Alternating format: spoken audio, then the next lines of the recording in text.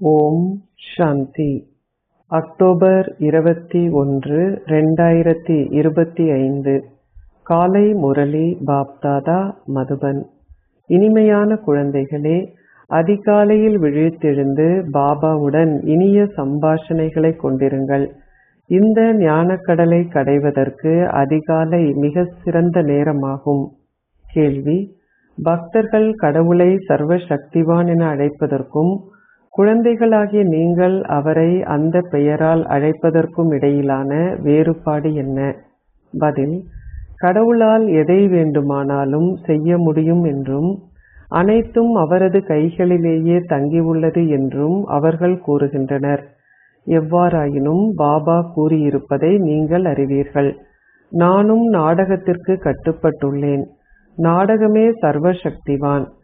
அனைவருக்கும் சத்கதி அருள்கின்ற சக்தி தந்தையிடம் இருப்பதனால் அவர் சர்வ சக்திவான் என அழைக்கப்படுகின்றார். எவருமே உங்களிடமிருந்து அபகரிக்க முடியாத அத்தகையதோர் ராஜ்யத்தை அவர் ஸ்தாபிக்கின்றார். ஓம் சாந்தி. அவ்வாறு கூறியவர் யார்? பாபா. ஓம் சாந்தி. அவ்வாறு கூறியவர் யார்? தாதா. குழந்தைகளாகிய நீங்கள் இப்பொழுது அதி மேன்மையானவரின் புகழ் மிகவும் மகத்துவமானது என்பதை இனம் கண்டு விட்டீர்கள். அவர்கள் கூறுகின்றனர், கடவுள் சர்வ சக்திவான் என்பதனால் அவரால் என்னதான் செய்ய முடியாது. பக்தி மார்க்கத்தில் சர்வ சக்திவான் என்ற வார்த்தைக்கு மக்கள் மிக நல்ல அர்த்தத்தை கொடுக்கின்றனர். தந்தை கூறுகின்றார், அனைத்தும் நாடகத்திற்கு ஏற்பவே நிகழ்கிறது. நான் எதையும் செய்வதில்லை. நானும் நாடகத்திற்கு கட்டுப்பட்டுள்ளேன். தந்தையை நினைவு செய்வதால் நீங்கள் சர்வ சக்திவான் ஆகின்றீர்கள். தூய்மையாக இருப்பதனால் நீங்கள் தமோ பிரதானிலிருந்து சதோ பிரதானம் ஆகின்றீர்கள். தந்தையே சர்வ சக்திவான். அவர் உங்களுக்கு கற்பிக்க வேண்டும். அவர் கூறுகின்றார், குழந்தைகளே, என்னை நினைவு செய்யுங்கள். உங்கள் பாவங்கள் அழிக்கப்படும். பின்னர் நீங்கள் சர்வ சக்திவான்களாகி உலகை ஆட்சி செய்வீர்கள். உங்களிடம் சக்தி இல்லாது விட்டால் எவ்வாறு நீங்கள் ஆட்சி செய்வீர்கள்? நீங்கள் யோகம் செய்வதன் மூலம் சக்தியை பெறுகின்றீர்கள். இதனாலேயே பாரதத்தின் புராதன யோகம் நினைவு கூறப்படுகிறது.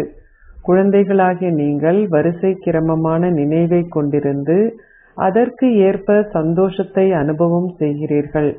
தந்தையை நினைவு செய்வதனால் உங்களால் உலக ராஜ்யத்தை அடைய முடியும் என்பதை ஆத்மாக்களாகிய நீங்கள் அறிவீர்கள்.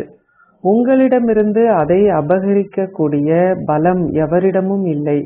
அனைவரும் அதி மேன்மையான தந்தையை புகழ்கின்றனர்.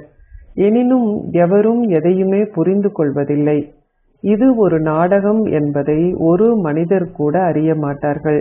இது ஒரு நாடகம் என்பதை அவர்கள் புரிந்து கொண்டிருந்தால் ஆரம்பத்திலிருந்து இறுதி வரையான அனைத்தையும் அவர்கள் நினைவு செய்வார்கள்.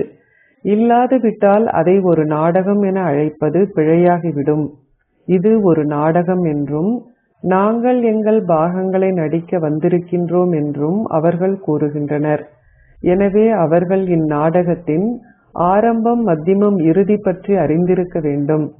தாங்கள் மேலிருந்து வருவதாகவும் இதனாலேயே ஜனத்தொகை அதிகரிக்கிறது என்றும் அவர்கள் கூறுகின்றனர்.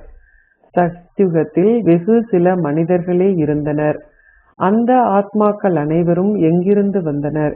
இந்நாடகம் அனாதியாகவே நிச்சயிக்கப்பட்டதும் அழிவற்றதும் என்பதுடன் அது ஆரம்பம் முதல் இறுதி வரை மீண்டும் மீண்டும் தொடர்கிறது என்பதையும் எவருமே புரிந்து கொள்வதில்லை.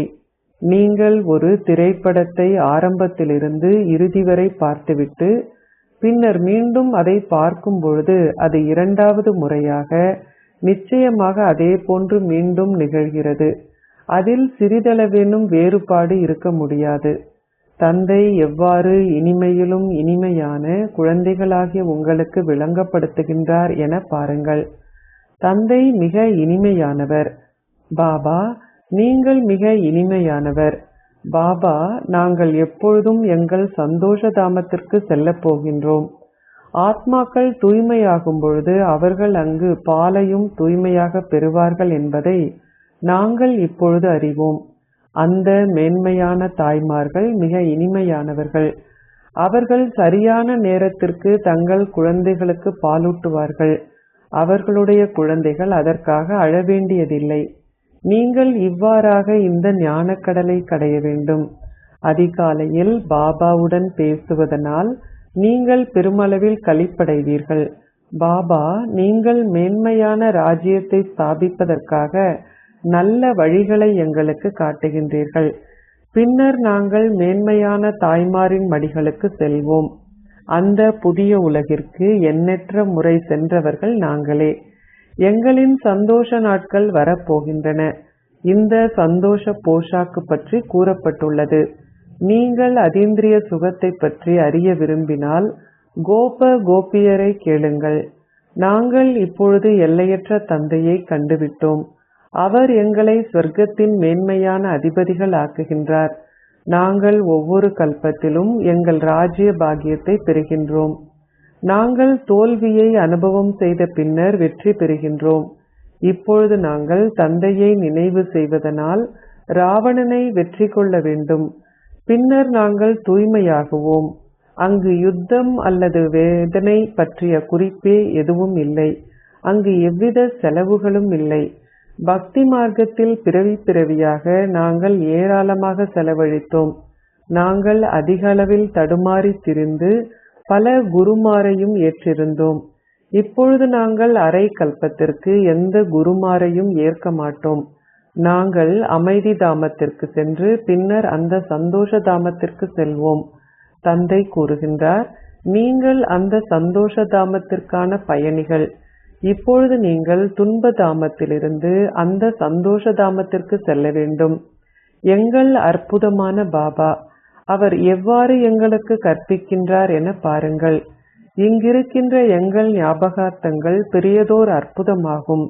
தில்வாலா ஆலயத்திற்கு எல்லையற்ற புகழ் உள்ளது. நாங்கள் இப்பொழுது ராஜயோகம் கற்கின்றோம். எனவே இதன் ஞாபகார்த்தம் நிச்சயமாக உருவாக்கப்படும். இது அதே போன்ற எங்கள் ஞாபகார்த்தமாகும். பாபாவும் மம்மாவும் குழந்தைகளும் அங்கு அமர்ந்திருக்கின்றனர். தரையில் அவர்கள் யோக பயிற்சி செய்வதும் அவர்களுக்கு மேலே சொர்க்க ராஜ்யமும் காட்டப்படுகின்றன. விருட்சத்தின் படத்தில் இந்த ஞானம் மிக தெளிவாக உள்ளது. எவ்வாறு பாபா காட்சிகளை அருளி படங்களை செய்வித்தார் என பாருங்கள். பாபா அந்த காட்சிகளை அருளி திருத்தங்களையும் செய்வித்தார். அது அத்தகையதோர் அற்புதமாக இருந்தது. இந்த ஞானம் அனைத்தும் புதியது. எவரும் இந்த ஞானத்தை அறிய மாட்டார்கள். தந்தை மாத்திரமே அமர்ந்திருந்து எவ்வாறு மனிதர்கள் தொடர்ந்தும் தமோ பிரதானம் ஆகின்றார்கள் என்பதை விளங்கப்படுத்துகின்றார். மனித உலக ஜெகத்தொகை தொடர்ந்தும் அதிகரிக்கிறது. பக்தி முன்னேறும் பொழுது அதுவும் தொடர்ந்தும் தமோ பிரதானம் ஆகிறது. நீங்கள் இப்பொழுது இங்கு சதோபிரதான் ஆகுவதற்கு முயற்சி செய்கின்றீர்கள். மன் மனாபவ் என்ற பதமும் கீதையில் குறிப்பிடப்பட்டுள்ளது. கடவுள் யார் என்பதை அவர்கள் அறியாதுள்ளனர். குழந்தைகளாகிய நீங்கள் அதிகாலையில் விழித்தெழுந்து மக்களுக்கு எவ்வாறு கடவுளின் அறிமுகத்தை கொடுப்பது என்பதை குறித்து இந்த ஞானக்கடலை கடையுங்கள். பக்தியிலும் மக்கள் அதிகாலையில் விழித்தெழுந்து அமர்ந்திருந்து தங்கள் அறைகளின் சிறிய மாடங்களில் வழிபாடு செய்கின்றனர். இதுவும் ஞானக்கடலை கடைவதாகும். இப்பொழுது நீங்கள் ஒவ்வொருவரும் ஞானமாகிய மூன்றாவது கண்ணை பெற்றுள்ளீர்கள். தந்தை உங்களுக்கு மூன்றாவது கண்ணின் கதையை கூறுகின்றார். மூன்றாவது கண்ணின் கதை அமரத்துவ கதை.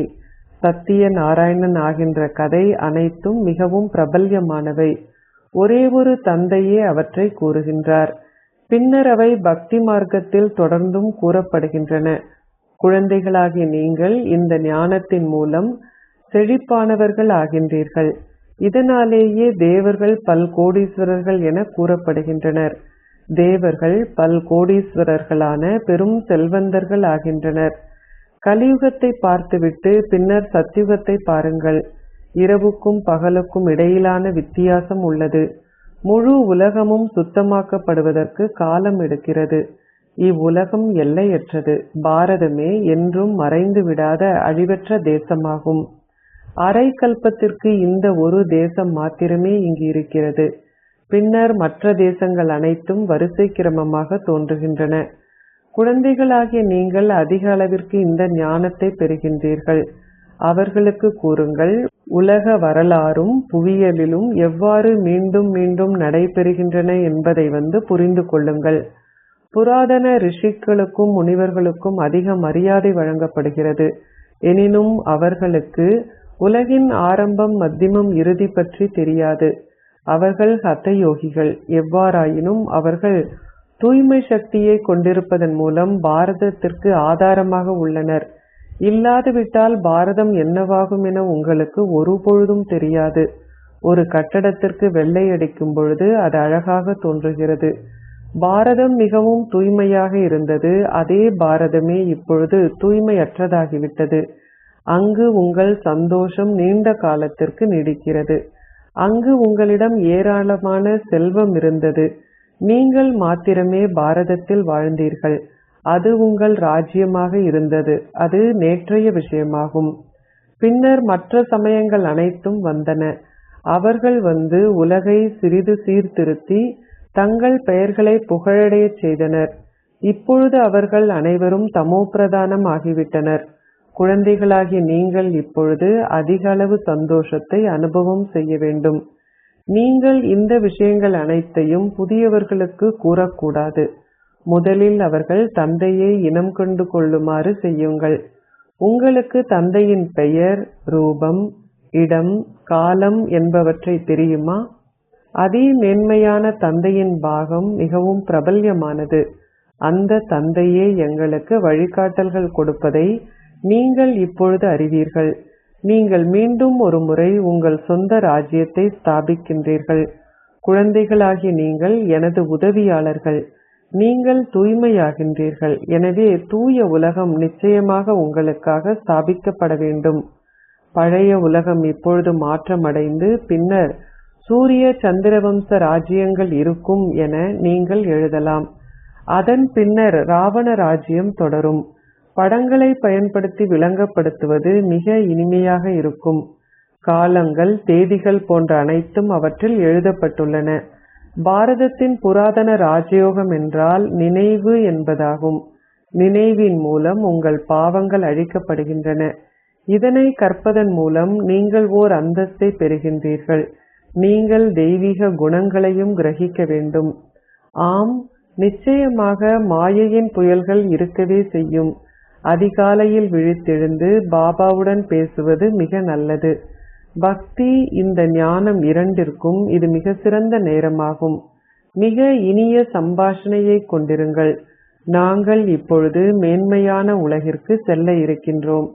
தாங்கள் இப்பொழுது தங்கள் ஷரீரங்களை நீக்கிவிட்டு ஒரு கர்ப்பப்பையினுள் செல்ல போகின்றார்கள் என்பது முதியவர்களின் இதயங்களில் புகுகின்றன. பாபா அவர்கள் அனைவரையும் மிகவும் போதையடைச் செய்கின்றார். அமர்ந்திருந்து இவ்வாறு பேசுங்கள். நீங்கள் பெருமளவில் சேமித்துக் கொள்வீர்கள். சிவ் பாபா எங்களை நரகத்தில் வசிப்பவர்களிடமிருந்து ஸ்வர்க்கத்தில் வசிப்பவர்கள் ஆகிறார்கள். நாங்களே முதலில் வருபவர்கள். நாங்கள் சகல துறை பாகங்களையும் நடிக்கின்றோம். தந்தை கூறுகின்றார், அந்த அழுக்கான ஆடைகளை துறந்து விடுங்கள். உங்கள் சொந்த ஷரீரம் உட்பட முழு உலகையும் மறந்து விடுங்கள். இது எல்லையற்ற துறவரம். அங்கு உங்களுக்கு வயதாகும் பொழுது எவ்வாறு நீங்கள் மீண்டும் ஒரு குழந்தையாக போகின்றீர்கள் என ஒரு காட்சி கிடைக்கும். அங்கு பெரும் சந்தோஷம் இருக்கிறது. குழந்தை பருவமே அனைத்திலும் சிறந்தது. அதிகாலையில் அமர்ந்திருந்து இவ்விதமாக இந்த ஞான கடலை கடையுங்கள். கருத்துகள் வெளிப்படும் பொழுது நீங்கள் பெருமளவு சந்தோஷத்தை உணர்கின்றீர்கள். 1 முதல் 1.5 மணி நேரங்கள் வரை சந்தோஷமாக செலவிடப்படுகின்றன. நீங்கள் எந்த அளவிற்கு அதிகமாக பயிற்சி செய்கின்றீர்களோ அந்த அளவிற்கு அதிகமாக உங்களின் சந்தோஷம் அதிகரித்து களிப்படைவீர்கள். நீங்கள் நடந்தும் உலாவி திரியும் பொழுதும் பாபாவை நினைவு செய்ய வேண்டும். உங்களுக்கு பெருமளவு நேரம் இருக்கிறது. தடைகள் வரும் என்பதில் சந்தேகமில்லை. வியாபாரம் செய்யும் பொழுது மக்கள் ஒருபொழுதும் தூங்குவதில்லை. சோம்பேறிகளே தூங்குகிறார்கள். இயன்றவரை தொடர்ந்தும் சிவ் பாபாவை நினைவு செய்யுங்கள். நீங்கள் உணவு தயாரிக்கும் பொழுது சிவ் பாபாவை உங்கள் புத்தியில் வைத்திருங்கள். நான் சிவ் பாபாவிற்காகவே இதை செய்கின்றேன். பெரும் சுத்தத்துடன் உணவு தயாரிக்கப்பட வேண்டும். சிக்கல்களை உருவாக்குகின்ற எதுவும் இருக்கக்கூடாது. பாபாவும் பிரம்மா பாபா நினைவில் நிலைத்திருக்கின்றார். அச்சா, இனிமையிலும் இனிமையான அன்பிற்குரிய, எப்பொழுதோ காணாமல் சென்று இப்பொழுது கண்டெடுக்கப்பட்டிருக்கும் குழந்தைகளுக்கு உங்கள் தந்தை தாயாக இருக்கும் பாப் தாதாவின் அன்பும் நினைவுகளும் காலை வந்தனங்களும். ஆன்மீக தந்தை ஆன்மீக குழந்தைகளுக்கு நமஸ்தே கூறுகின்றார். ஆன்மீக குழந்தைகள் ஆன்மீக தந்தைக்கு நமஸ்தே கூறுகின்றோம். தாரணைக்குரிய சாரம் 1. அதிகாலையில் விழித்தெழுந்து பாபாவுடன் இனிய சம்பாஷணையை கொண்டிருங்கள். ஒவ்வொரு நாளும் சந்தோஷ போஷாக்கை கொண்டிருப்பதனால் நீங்கள் அதீந்திரிய சுகத்தை அனுபவம் செய்கின்றீர்கள். 2. சத்யுகத்து ராஜ்யத்தை ஸ்தாபிப்பதில் தந்தையின் முழுமையான உதவியாளர் ஆகுவதற்கு தூய்மையாகுங்கள். நினைவு செய்வதன் மூலம் உங்கள் பாவங்களை அழித்து விடுங்கள். பெரும் சுத்தத்துடன் உணவை தயாரியுங்கள். ஆசீர்வாதம். நீங்கள் ஓர் திருப்தியான ஆத்மா ஆகுவதன் மூலம் தெய்வீக குணங்களை வரவழைப்பதனால் உங்கள் குறைபாடுகள் அனைத்தினதும் அர்ப்பணிப்பை செய்வீர்களாக. தீபாவளியில் சுத்தத்திற்கும் ஒரு வருமானத்தை சம்பாதிப்பதற்கும் விசேஷ கவனம் செலுத்தப்படுகிறது. அதேபோல் நீங்கள் சகல விதத்திலும் சுத்தத்தை கொண்டிருப்பதற்கும் ஒரு வருமானத்தை சம்பாதிப்பதற்குமான ஓர் இலக்கை வைத்திருக்கவும் வேண்டும். அப்பொழுது நீங்கள் ஒரு திருப்தியான ஆத்மா ஆகுவீர்கள். திருப்தியாக இருப்பதனால் மாத்திரமே சகல தெய்வீக குணங்களையும் நீங்கள் வரவழைப்பீர்கள். உங்கள் குறைபாடுகள் அனைத்தினதும் அர்ப்பணம் அப்பொழுது இயல்பாகவே செய்யப்படும்.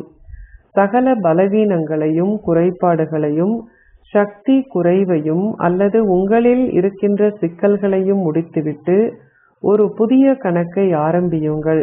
உங்கள் புதிய சமஸ்காரங்கள் என்னும் புதிய ஆடைகளை அணிந்து ஓர் உண்மையான தீபாவளியை கொண்டாடுங்கள். ஸ்லோகம். உங்களை சுய மரியாதை என்னும் ஆசனத்தில் சதா நிலைநிறுத்தும் பொருட்டு உங்கள் திட சங்கற்பம் என்னும் வட்டியை மிகவும் நன்றாக இறுக்கிக் கொள்ளுங்கள். அவ்யக்த இஷாரா.